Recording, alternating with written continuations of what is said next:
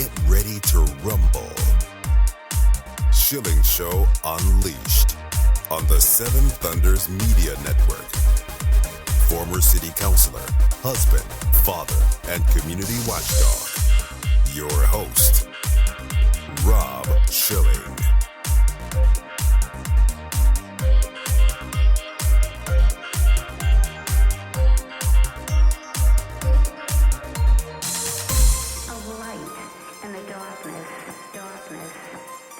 Welcome to the Schilling Show Unleashed Podcast. Remember, your direct support makes our show possible, and you can directly support this podcast by visiting shillingshow.com and then clicking on the Patreon banner at the top of the page to make a monthly contribution. We appreciate your support. The Schilling Show Unleashed Podcast welcomes Dennis Prager, nationally syndicated talk show host, founder of Prager U, New York Times bestselling author of The Rational Bible, the new book Deuteronomy, God, Blessings, and Curses. And Dennis Prager, welcome to the Schilling Show Unleashed podcast. Pleasure to be with you. This is a massive undertaking, what you're doing, and this, of course, the third out of 5 volumes you're doing. Tell us why you've decided to devote this time to analyze and comment on the Bible. If people don't start taking the Bible seriously again, we have lost the Western world, and we've certainly lost the United States.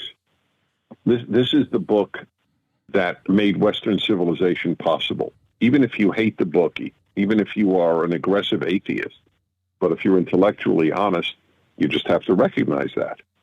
I fear that people have abandoned this, and the price, as I said, will be catastrophic. We're already seeing it's catastrophic. We're living in an age of chaos. I regard the Bible as basically order, and the post-biblical world is basically chaos. The problem is, or a problem is, that a lot of believing people, Jews and Christians, don't know how to explain the brilliance and relevance of the Bible. And if they can't do that, then obviously we'll just keep losing generations. We have more and more people, young people in particular, who say they're none, N-O-N-E, when asked religion. And the results are what you see. The results are fewer people marry, fewer people than that even have children. There is massive confusion. Children are told that there aren't two sexes. They're told that at 5 years of age. The American Medical Association announces that birth certificates should not list the sex of a child. Child may change its mind one day. It's so obvious to anyone, as they say biblically, with eyes to see, the moral chaos and intellectual chaos that follows the post-biblical world. So I feel this massive need, because I think I really know what it wants to say, and I know biblical Hebrew very well, so I've embarked on this 10-year project. I've been teaching it 40 years, but the writing is 10 years. So this is the third of 5 volumes, The Rational Bible, Deuteronomy. Deuteronomy, you'll find this fascinating. I wish I knew this before I finished writing the commentary on Deuteronomy, but I just learned it recently.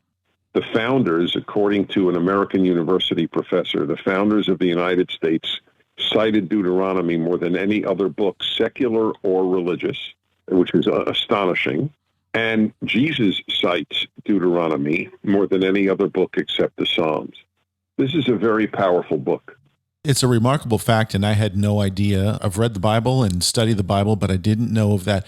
Perhaps you could bring just an example of one or the other of what Jesus quoted or the founders quoted from Deuteronomy to help our audience understand the significance.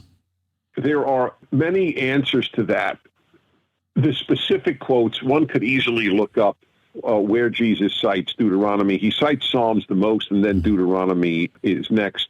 Obviously, love God. I mean, that's the most obvious example that's there in, where Moses repeatedly says you are to love God with all your heart, with all your soul, with all your might. By the way, as I point out in my commentary, we take this for granted. This and so much else in the Torah, which is what I'm working on, the first 5 books are called the Torah, was brand new in human history. The idea that you would love God or God loved you was completely absent from other religions. There was no such thing. Basically, the gods couldn't give a damn about you. That's why they had human sacrifice. Hey, if I give you a human, will you leave me alone?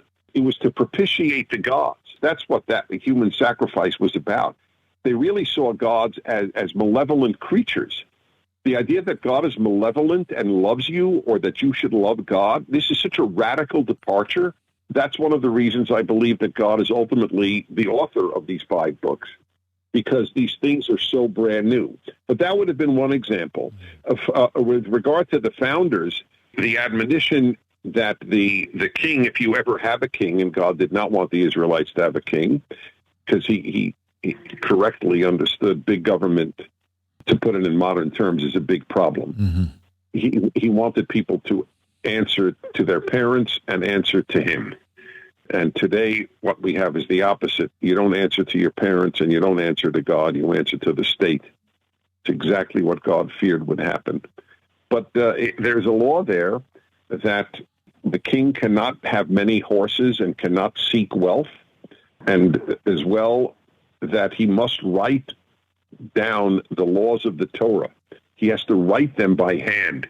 Imagine if every politician had to write the Constitution.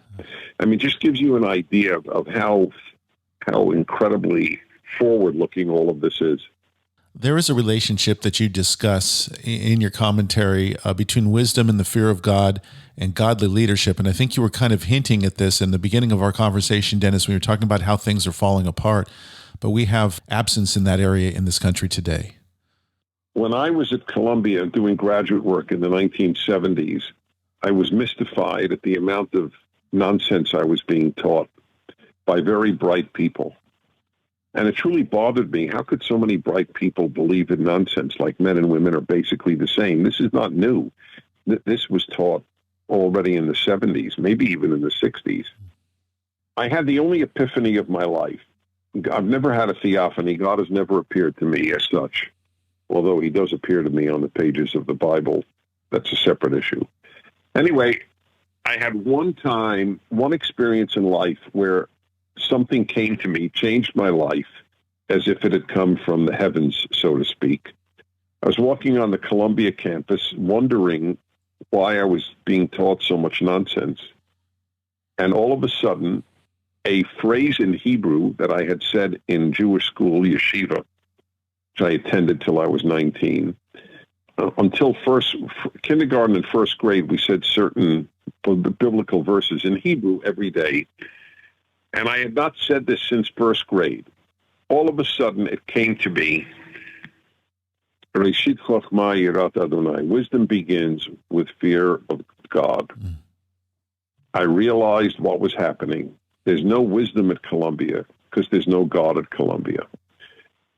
There is not a single secular institution that produces wisdom. There might be secular individuals with wisdom, but there's no secular institution with wisdom, because the wisdom does come from fear of God, from understanding that there's something above you to which you are accountable and from which you must learn. People don't think they have to study wisdom. They think that they can consult their heart and they come up with these answers. But look at the answers they come up with. You're 7 years old and you think you're a boy. Okay, wait a little while. We'll block puberty, and then at the right age, we'll cut your healthy breasts off. And this is what's considered enlightened in the secular world. It's hard to imagine a nation that's fallen so far, but this is what happens when you detach from God. Something else that you discuss, and you talked about a loving God, but people have a lot of trouble understanding God as an angry God, and certainly anger is displayed, and particularly towards nations as they turn away, or peoples as they turn away from God. So let's talk about the concept of God and anger. Yeah, I'm always mystified, to be honest, when religious people or even secular people have that problem with God getting angry. Frankly, I'd have a problem if God didn't get angry. It would be an amoral God. If God doesn't get angry at evil, then I'm in the wrong business. I'm gonna look at Buddhism or something. That's why in my Genesis book, I do something I haven't seen in any other commentary. I defend God for destroying the world except for Noah. God doesn't like evil. He didn't create us to be cruel to one another. If that's what the world ends up, then he's going to start again. I don't find that problematic. I like that about God. He doesn't play around with evil. I love that God gets angry. If God got angry at trivia, then that would be very disturbing. But he gets angry at evil. So should we. As much as my favorite verse in the Bible is, those of you who love God must hate evil. It's a command. We don't have a command form in English, but there is one in Hebrew, and it's a command. If you love God, you must hate evil. Dennis, we were talking about the nation's founders, and there's a quote that I like to talk about on the air when I'm broadcasting here in Charlottesville.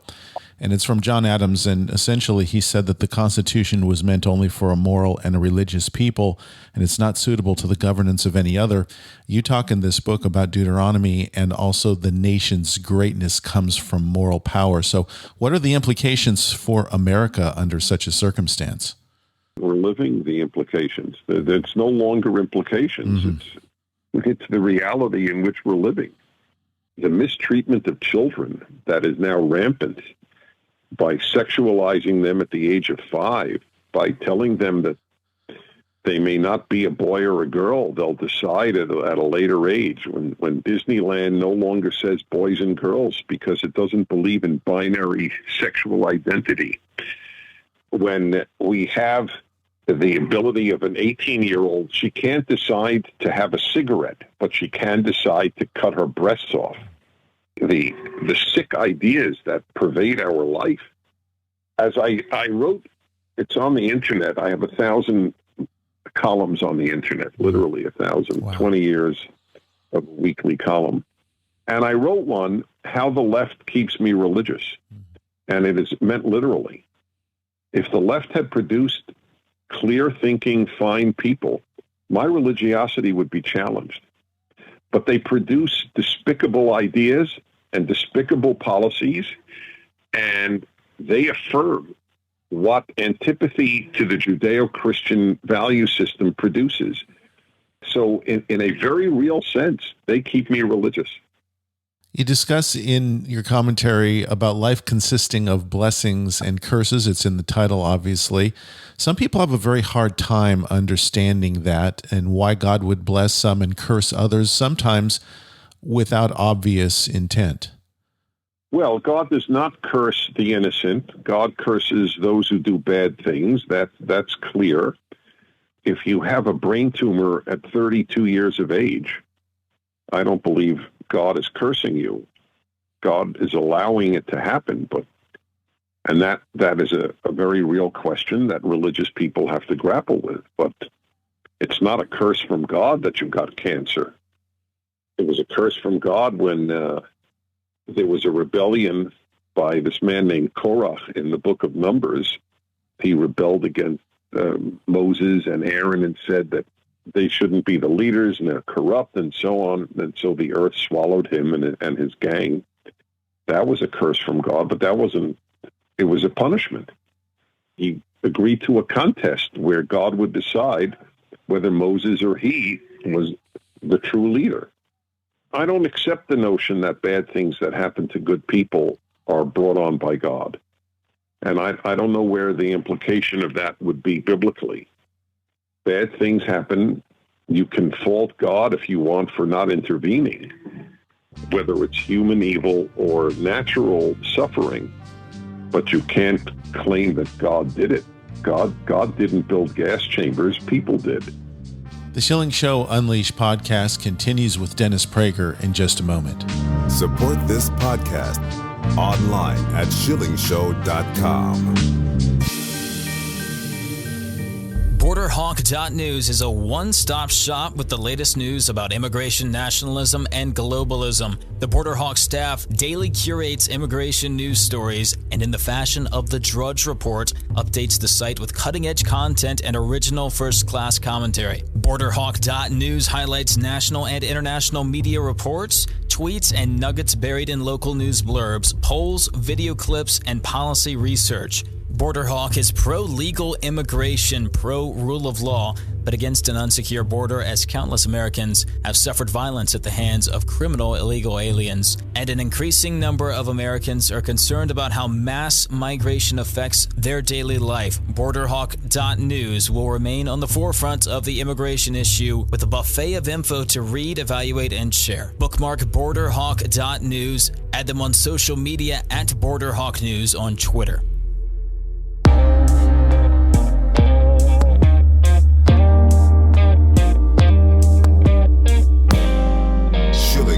Schilling Show Unleashed.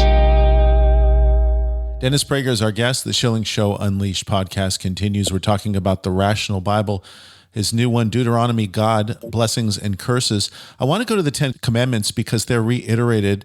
And I want to ask, first of all, why God gave these to Moses. What was the purpose of the 10 Commandments, and why was Moses the recipient? My project in life is to spread the 10 Commandments to as many people in the world as possible. When I spoke in Romania a few years ago and saw my little book on the 10 Commandments in Romanian, I can't tell you how much joy I got from that. I've adopted a saying in the last few years: if you really want to defund the police, there is a way. Get everybody to live by the 10 Commandments. I believe that this is the central moral code of the Bible. God gives it in Exodus. Moses repeats it in Deuteronomy with a couple of changes that he wanted to add, and it's clear that he did add. They are it. If people lived by this, you wouldn't need police forces. The world would be a beautiful place. I spend a great deal of time explaining the 10 Commandments, and their brilliance. I mean, I'll just give you I'll give you just a tiny hint of something most people might not have thought of. So there are 10 commandments. They're on 2 tablets. The first tablet are laws between man and God: not to make false gods, not to bow down to false idols, not to carry God's name in vain. I explain that it's carry, not take, to keep the Sabbath. But then the 5th, interestingly, is not between man and God. Between man and man, it's honor your father and mother. What is that doing on that tablet? The other tablet is all between man and man. Do not murder, do not commit adultery, do not steal, do not bear false witness, do not covet what belongs to your neighbor. Why is honor your father and mother on the God side and not on the human side? That's its brilliance. The 5th and the 10th commandments are the building blocks or the basis upon which the other 4 on each tablet rest. If there's no parental authority, then there is no divine authority. That's the genius of the way, not only of the commandments' genius, but even the way they are enumerated and constructed. Parental authority is the vehicle to divine authority. And they both break down and have broken down in our time. As for covet, which is the only thought commandment that is in the 10 Commandments, the Torah law, Torah is the first 5 books, is almost all about actions, not thought. But this one is covet, and covet is not lust, and covet is not envy, covet is not jealousy. Covet is, I wish to take away what belongs to my neighbor. In other words, if your neighbor has a beautiful house and you say, I want a house just like his, it may not be psychologically healthy. You might be consumed with envy, but it's not violating the 10th commandment. What violate the 10th commandment is if you said, I want not a house like my neighbor's, I want my neighbor's house. When you covet what belongs to your neighbor, you will end up violating the previous 4 of that tablet. So the 10th is the basis of the second 5, and honoring parents is the basis of the first 5. I'm curious I've had an observation. I'd like to get your thoughts on this, Dennis. As I've seen from the pulpits of churches, I've observed encouragement to covet. In other words, you're not getting what belongs to you, what these people have. And oftentimes it's about, rich people not paying enough taxes or something. But it seems to me this is being preached from the pulpit. I don't know if you've heard the equivalent coming from any synagogues, but it certainly bothers me that that's happening. My dear friend, you've hit pay dirt. The entire left-wing thinking from Karl Marx to the present is based on violating the 10th commandment. That is correct. You resent that he has what he has. That's right. Leftism is the opposite of the Judeo-Christian moral code. That's why it hates Christians. The left hates Christians, which is ironic since we have a term for Jew hatred and Muslim hatred and black hatred, but we have no term for Christian hatred, which is by far the biggest hatred of the time. And I'm a Jew saying this. I'd like to talk before we leave the 10 Commandments about murder and forgiveness. And I've heard people calling into your show before, specifically on the topic of forgiving a murderer who has not sought repentance. And I've been thinking long and hard about this. I'd love to get your thoughts on it. Yeah, I've been annoyed about that all of my life, about people forgiving people who don't repent. God doesn't forgive people who don't repent. Why should we? And anyway, it's chutzpah. It's you got a nerve. A kills B, and C forgives A. Mm-hmm. Who the hell are you to forgive A for what he did to B? It is very, very unbiblical and, in my view, amoral. Not immoral, amoral. There's a lot of time spent in Deuteronomy on the value of animals, the treatment of animals, and also I'd like to talk in that context about vegetarianism and if that's what we all should strive for. So I take pride in the fact that I try to deal with every difficult issue that people raise. 40 years of talk radio have certainly acquainted me with people's objections to the Bible. I have a very long essay on, does the Bible want us to be vegetarian? My conclusion is that you can, in fact, draw either conclusion, but certainly not necessarily a pro-vegetarian one. Clearly, the sacrificial system involved the killing of animals. What the Torah is against is the suffering of animals, not the killing of animals. There's a huge moral distinction there. I'll give an example about treatment of animals that most people don't, including religious people, don't really think about. Treatment of animals made it into the 10 Commandments. Very few people realize that. Maybe when I say it, they do, because your animal has to rest on the Sabbath. I mean, that was a first in human history. Animals, we have moral obligations to animals. Would have struck ancient man as absurd. But that is the belief. And as you point out, there are other laws as well. You cannot plow with two animals of different sizes on the same plow because they go with different rates. They're different sizes, and they'll just cause pain to the other. There's another law that when your animal is working in the field, you cannot muzzle it. It must be free to eat whatever is in the field. People don't know this remarkable record on animals in the Torah. And on the same topic, there are a number of dietary restrictions, types of animals and birds, clean versus unclean, that a lot of people really don't understand or believe that it's relevant today. And I'd love for you to comment on that. My long explanation will appear when Leviticus comes out, because that's where they're most delineated. But in a nutshell, the clean and unclean is a very, very unfortunate translation of the Hebrew, which doesn't have a translation. Tameh and Tahor are the Hebrew. The closest we come is pure and impure, which also doesn't tell you anything, to be honest. The closest that we come to is life-oriented and death-oriented. There is a constant separation of life and death. Like the only priests in any religion I have ever studied that cannot come in contact with the dead are Jewish priests. They're to be preoccupied with life.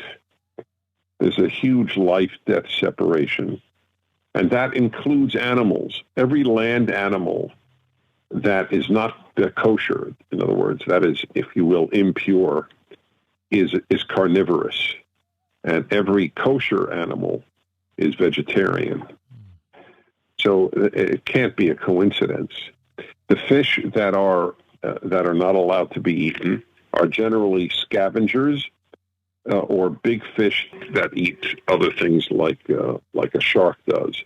But the bottom dwellers that eat the dead, they're associated with death. Birds of prey are not kosher because they kill larger animals to eat.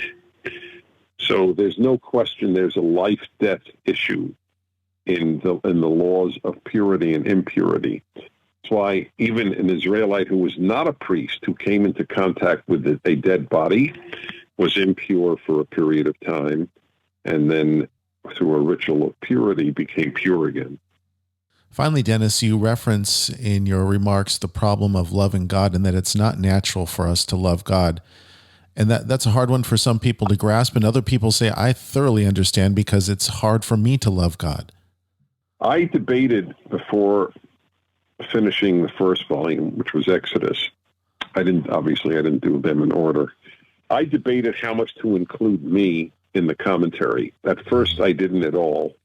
Then I realized it was impossible because I'm a human being and I'm writing this for other human beings. So I did include it, and I'm as open as one could be. I say, for me, this has been a very difficult commandment. Given all the unjust suffering in the world, I have never found it easy to love God, and I am convinced God knows that it's not easy to love him, otherwise he wouldn't have commanded it. The very fact that God commands us to love him means that he knows it doesn't come naturally. He doesn't command us to love our children. That comes naturally. Dennis Prager, if people want to get a copy of Deuteronomy, God, Blessings, and Curses, and also if they want to follow you online particularly, I'd love for them to go to learn about Prager U. Tell us how, please. Thank you for asking. So online, Prager U is the gigantic websites or site that I have, educational site that I founded with my colleague and friend Alan Estrin about 10 years ago. We have 1 billion, that's with a B, 1 billion views a year, and 65% of them are under the age of 35. It's the largest non-left-wing site in the world, to the best of my knowledge. And we have things for little kids, for adolescents, for adults. It's an enormous undertaking. That's Prager U for Prager University. Then I do a podcast every week for Prager U, which is called the Fireside Chat. There were 260 of them up. I've done 260 weeks worth, where for a half hour, I just talk to the camera from my own study in my own home with my trusty dog next to me. And then I take questions from listeners, usually young people all around the world. It's quite riveting. It's called the Fireside Chat. Then I have my radio show for Salem Radio Network, Dennis Prager Show. It could be heard anywhere in the world through the internet. Just Google Dennis Prager Show or go to my website, DennisPrager.com. Then there's a weekly column, which I noted, which migrates all over the internet. It starts out at DennisPrager.com and then moves on to many other sites. And I have a new podcast with a 22, now, well, actually today she's 23, a 50-year difference between us. And it's unique. I know I say this without any worry of being refuted. It is unique. What we talk about, how human it is. I've never had a co-host in my life, and here she is 50 years younger than me. It's called Dennis and Julie. You can watch it on YouTube. You can listen anywhere, Spotify or DennisPrager.com, etc. And finally, the book, and all the books are available on Amazon and anywhere you buy a book. I would ask your listeners to see the reviews. There are 4,000 of them of my Genesis and Exodus Rational Bible, and see how it has strengthened people's faith and has even brought agnostics to take God seriously. It's called the Rational Bible. The latest is Deuteronomy. Dennis Prager, you have been personally responsible for much of my moral formation because, as I've told you, I've been listening to you since I was quite young. And I'm so grateful that you joined us today on the Schilling Show Unleashed podcast. Well, you're doing beautiful work, and what you said means the world to me. That concludes another edition of the Schilling Show Unleashed podcast. Visit us online at shillingshow.com, where you can directly support this podcast by clicking on the Patreon banner at the top of the page and making a monthly donation. Your support is essential for the continuation of the Schilling Show Unleashed podcast. Until next time,